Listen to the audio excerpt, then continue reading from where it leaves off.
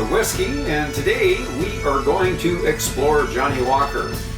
And to make it a little bit more affordable, this flight pack is going to help me along the way. This is basically some of the bottles that we are going to be exploring, plus a few that I have on the table.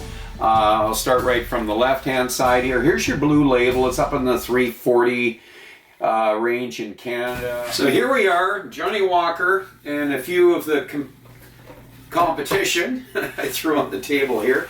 We might get a chance to actually, put them up against. And I threw another single malt in here too, a 21-year-old against the 21 XR here. But anyway, so let's kind of get started here. We get into the 21 here, which I felt could precede the blue, and we'll maybe give the 21 Aberfeldy. It's a single malt as well. It's a 40. I thought it'd be good comparison with the 21 here, and then the Blue Label. And I wanted to finish off with the Dewars 21. The reason I don't want to drink the Dewars 21 in between, it's a higher ABV, non-chill filtered, and no coloring added. It might spoil the blue, just being a little stronger. This guy here, when I bought this, it was less than the 18 in price. This is kind of skyrocketed up to the, and it really varies. It depends where you buy it. I can't even find it right now down here on the island, in Vancouver Island, but when I purchased this was definitely below the $160 range, and now to purchase this, I'm looking at, and I looked at a few places in Alberta where I could get it. It's up in the $220, $210, $220, even $240, $240 for the XR21. Still less than $340, $350 for the blue, but anyways, that's it. So let's get started. Well, we're going after the big guns now. I've cleaned my palate, and we're doing something different. I'm throwing some different angles at this, and I've got the 21 poured. That's our XR, and what I just took a little squeak out of the bottle there. I've got a 21 Aberfeldy, and we're gonna throw that one in. I might even throw a Dewars 21 in. So we've got one single malt, blended 21, and we're going to throw the Blue Label in. So there's your Blue Label. Give it a little chance there to see the blue. This is the affordable size blue, by the way. I've never bought a full bottle. I always buy the little guys for a reason. So I think you know the reason. We will pour that. That's our middle guy here. And we all know about the Blue Label. It's one of their core bottlings. It's always considered the top end there, but they do now have specific blues that are running up on anywhere from the $600 to $1,000 range. They've got Johnnie Walkers above that. When I'm in Princess Street next year, I'm certain I'm going to see some pretty exotic Johnnie Walkers. Okay, now, Aberfeldy. John Dewars distillery built that. And speaking of John Dewars, let's take a look at that guy. There he is, the 21. There you are. And, okay. And why am I a Dewars fan? Non-chill filtered, no coloring added, 46% ABV. So, there we are. By the way, natural color. Nice color, eh? Natural color. You can see.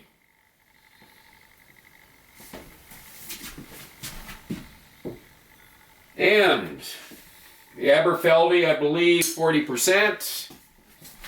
I'm going to leave the blue to the end here. I think that would be fair. We'll put the blue at the end. There we are. And we'll bring the 21 Aberfeldy over here. So there's your blue, Johnnie Walker Blue.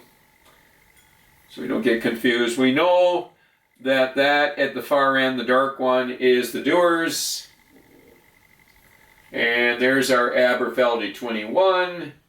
And this is our Johnnie Walker 21. So let's give it the nose.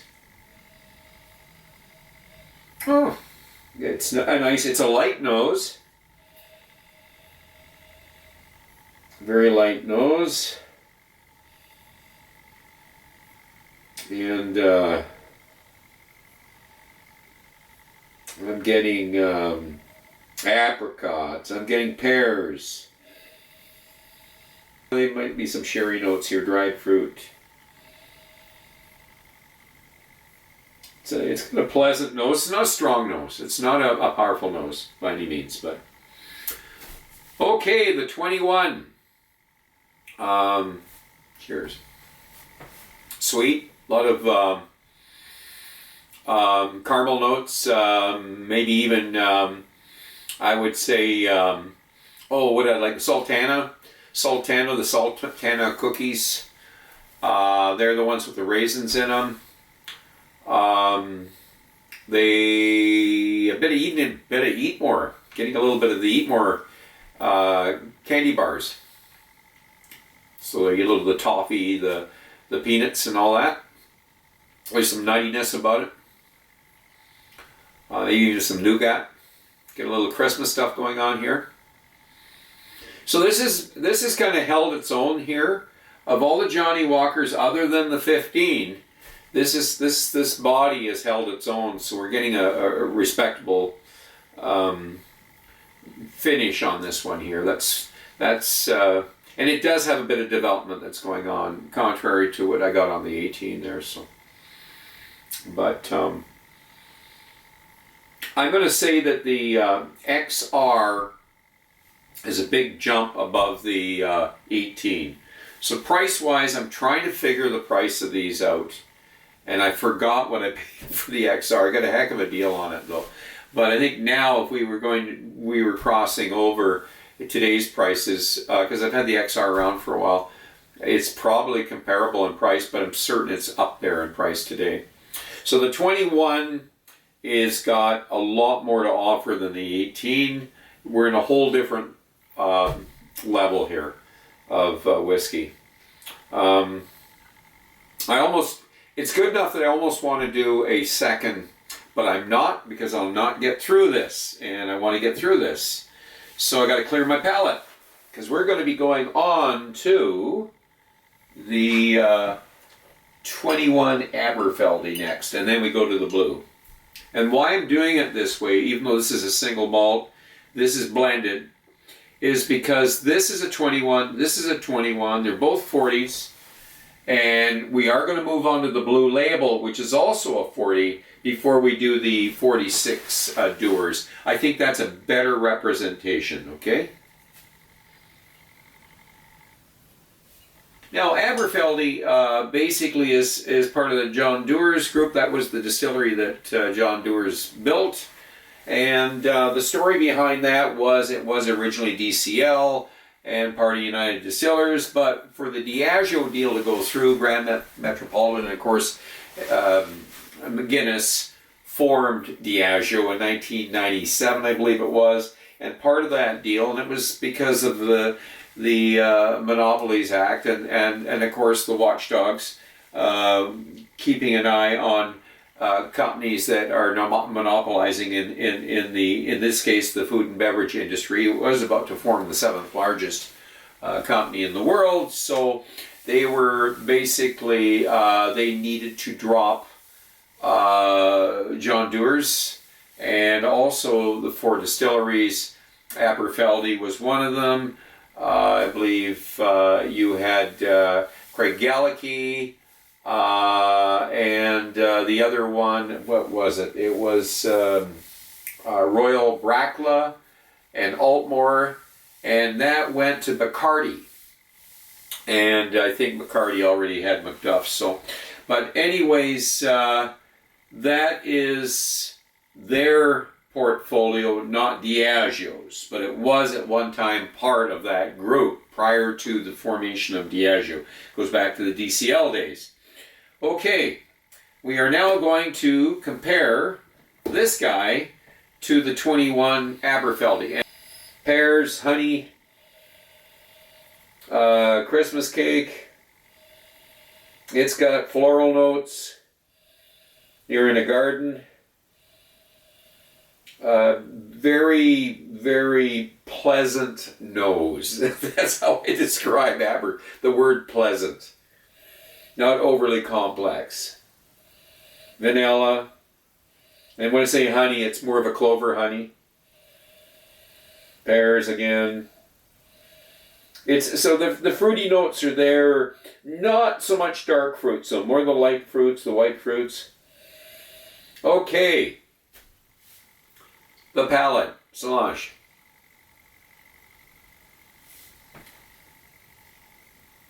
Again, honey, a bit of malt.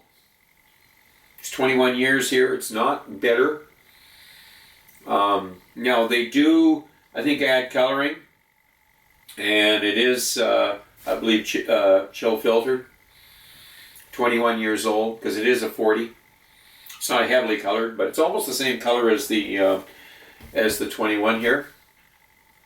It's got no signs of peat, no licorice, no more caramel, Macintosh toffee. You know, I drank quite a bit of Aberfeldy 16s and 21s. I got several bottles of the 21. They sit a lot because I find them not super complex. They're simple. They're very easy sipping. And some days you might want something simple, like an Aberfeldy 21. Goes down very easy. There's not a lot of complexity to it, so there's not a lot to analyze. I use it as a descriptor sometimes when I'm describing whiskeys because it has this, maybe a couple of layers, but it's got a specific character that is simple. Honey notes. It's got, I don't even have to sip it here to tell you. It's got caramel notes. A bit of vanilla. You know, it has floral notes. I get, you know, not a super long finish on this. Light coating on the mouth, not heavy duty legs.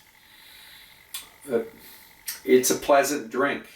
I'm going to say that the XR21 has got a little more body to it. And how I'm going to tell is I'm going to go right back to the XR. And I wasn't expecting this, but it just immediately hit me that this has probably got a little more complexity to it.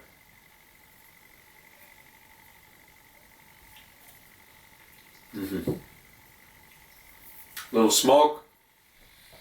It's got the licorice, malt, granola. I've got I got a nice coating on the mouth. I've got some tea going on here, a little bit of chocolate, even a slight bit of coffee, some spice. I've got the I'm going to say almost would be allspice, a bit of cinnamon. You know, there's enough there. I'm not gonna dwell on it. We don't want to make this super long. This XR is a decent whiskey. I think it could kick the Aberfeldy. A single malt. This is blended, and I have not sampled. Only once before have I sampled this, and that's why I bought it. I think this is a definitely where we start getting into a decent Johnnie Walker, other than the 15, which is their single malt, which I do respect what they've done there. I think it's a decent whiskey too. So these guys here right now are my favorites, though I was rather impressed with the for the price of what you get out of the gold label. It's a presentable whiskey, but that was the price that kind of made me comment on it, that it's got a little bit of something there to offer for the price, and probably a heck of a lot more than what this, because this is pricey. So anyways, I don't need to get more into this. I've drank enough of the Aberfeldy. I just needed a quick reminder. That's all it took, that we're getting a little more out of this guy here than we are out of a 21 Aberfeldy. So let's move on. Let's get into that 21, and maybe then we'll go back to the XR. Okay, clear our palate. Okay, the blue. You saw the blue. I thought I brought it up here, but there it is. There's the blue. There's not a lot of color to it. I kind of like it because I'm with these whiskeys, I'm not seeing a pile of coloring, a lot of caramel getting added, the EB added to the whiskeys, so that's good. It's good to hear they're not doing a Dalmore, you know, pouring caramel at the whiskeys. So let's go to the Blue Label. And this is the $300 plus Blue Label. It can go up to the $600 plus. The Ghost, which I've had, which I would never buy a bottle. It's just way overpriced for what you're getting. Blue Label. So oh, let's give it the nose. Peat. Something a little on the putrid side there. And that could be good. Give me a bit here to, when I say putrid, we kind of think something bad, but now it's floral. I'm getting peat and floral mixed at the same time here. Honey notes, bit of vanilla. Might even be getting something musky in here. Some umami notes maybe. Something meaty to it. Okay, let's get into the palate.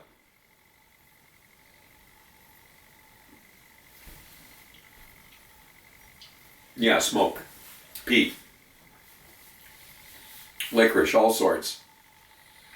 Macintosh toffee. So we're getting a little bit of this. Nougat. I'm getting maybe a little bit of darker chocolate. Maybe some coffee, some spices. More I'm going to say a little more cereal going on here with the spices, and I'm going to say baking spices, bit of cinnamon, even a bit of ginger maybe. Back to the toffee, and it's gone. Okay, might tell us what kind of a finish we're going to get. Let's go for the finish on this.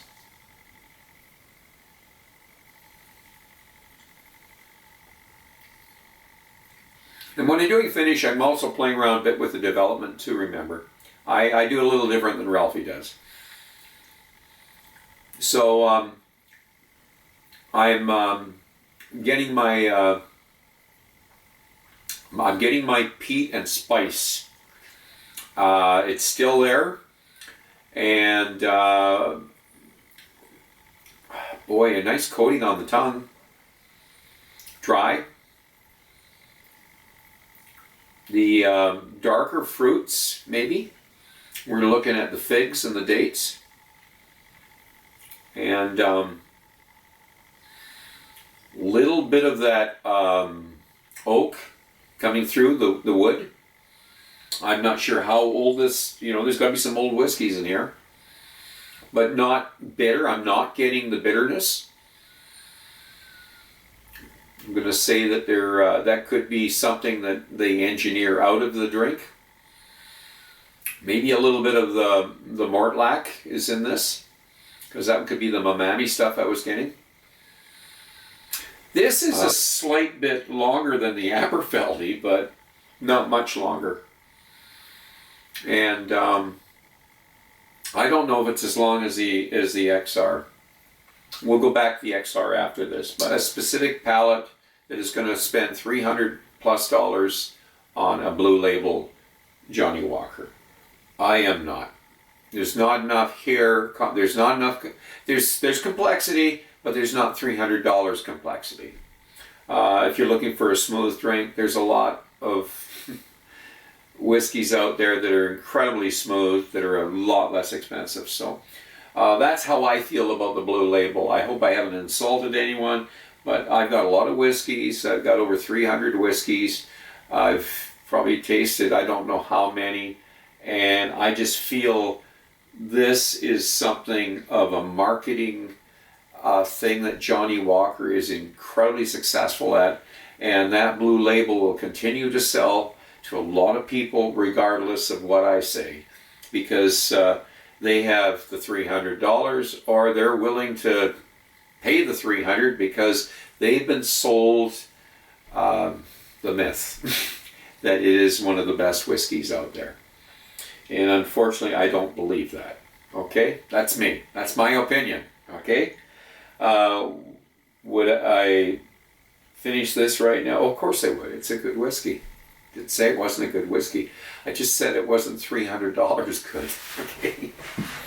I'm going back to the XR because I want to know, is the XR, because it's not $300. I'll post what it was today. I paid a heck of a lot less than that in the past for it, but let's just see what the XR is all about.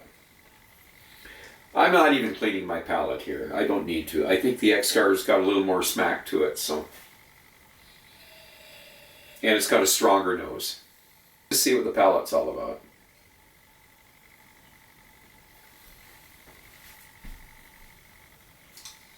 This approaches more the single malt, which is interesting. This is closer to that than the blue, but it's got the sophistication of the blue. The darker honeys, like the fireweeds. I've got lots of baking spices coming on here. The sweet notes, dark fruit, light fruit.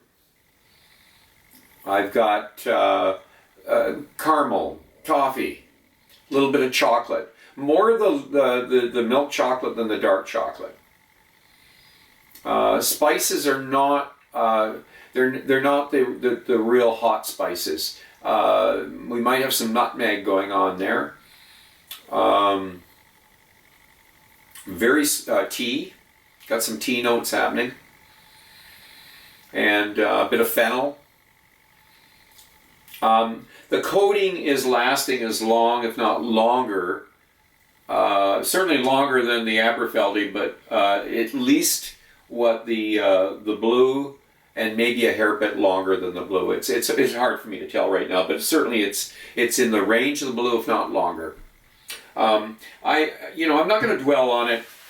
This was just to compare price wise. I already made an opinion even before I got there, but I wanted to make sure you double check. You don't want to just fire off an opinion until you go through the blue and then you go back to the XR. This is a better value for your money. I really believe it is. When I post it, I'm going to say you don't need to get to the blue. If you can get a bottle of the XR21, I think you're getting a better value. But if somebody gives you a bottle of blue, grab it. It's not a bad whiskey. Okay. We've gotten this far. All that work to get to the blue, to not be overly excited, even though it's a decent whiskey. Its price, I was expecting a lot more. Okay? I've had the blue before, so it wasn't a surprise. I was just hoping maybe I'd change my mind, because this is the first time I've thrown all these whiskeys on a table, and I've been able to compare them. And it gives me a much better perspective of where these whiskeys are. So, in my mind, 15... a lot of respect for the 15 single malt, vodted malts. The XR is where I start to get a little bit excited with Johnnie Walker. Price-wise, it might make more sense than going to the blue. The Ghost is just a non-player for me. It's just way up in the $600 range. It's just not going to happen. If somebody was on a real budget, I would probably look at these gold reserves. One's a little better than the other, but they're close. I think they're good value for your money. The 18, no, it's just too much, way too expensive for what you're getting. I really believe I paid for this, if that, what this is worth today. You know, I don't even think I paid that for it for the 21, and it's a lot more. There's a lot more here than there is there. So, anyways, I said I was going to do the Dewars just to finish off, and here it is, 21 Dewars. Now, the reason I left this to the end, there's no way I was going to do this before because these are all 40s, except for this guy. He's a 43, and this is a 46. These are all chill filtered. This one isn't. So of all these here, this whiskey is not chill filtered. It's 46 ABV, and there's no coloring added, and it's darker than any whiskey here.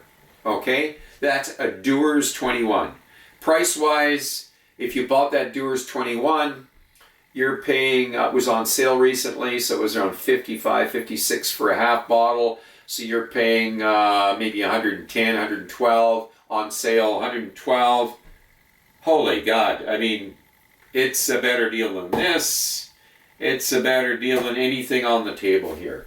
That's why I go after Dewars. Johnnie Walker, smarten up. You know, I guess they won't smarten up if they keep selling at the prices they're selling. But Dewars is kicking butt. Okay, let's try the Dewars 21. Let's compare it to what we've got here.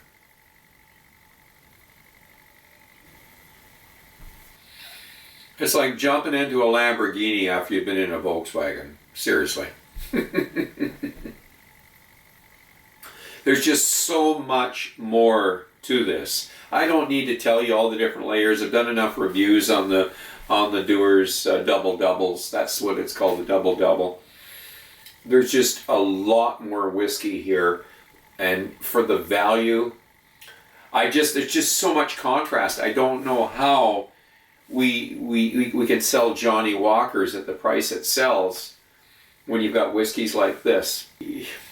I don't know how Bacardi does it or how Dewars does it when these guys are priced where they are, but I don't